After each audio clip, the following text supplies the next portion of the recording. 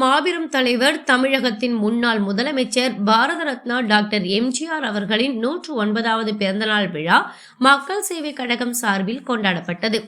Bharat Ratna doctor MGR அவர்களின் 109வது பிறந்த நாளை முன்னிட்டு மக்கள் சேவை கழகத்தின் தலைவர் GM ஜோதிராஜ் அவர்கள் தலைமையில் சென்னை அண்ணா சாலையில் உள்ள எம்ஜிஆர் அவர்களின் திருவுருவ சிலைக்கு மாலை அணிவித்து மரியாதை செலுத்தினர். மேலும் இந்த நிகழ்ச்சியில் மக்கள் சேவை கழகத்தின் பொதுச் செயலாளர் ப. விஜயகுமார் முன்னிலை வகித்தார்.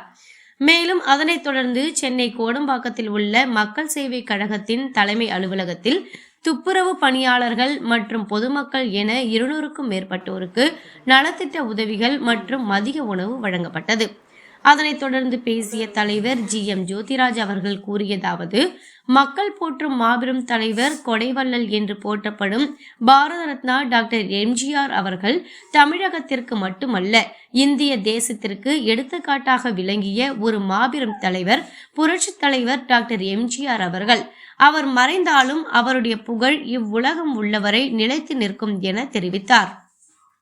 மேலும் இந்த நிகழ்ச்சியில் மக்கள் சேவை கழகத்தின் இணை செயலாளர் சதாசிவம், மருத்துவ அணியை சார்ந்த லட்சுமி, ரகுராம், சிவகுமார், கார்த்திக் உள்ளிட்ட கட்சியின் நிர்வாகிகள் கலந்து கொண்டனர்.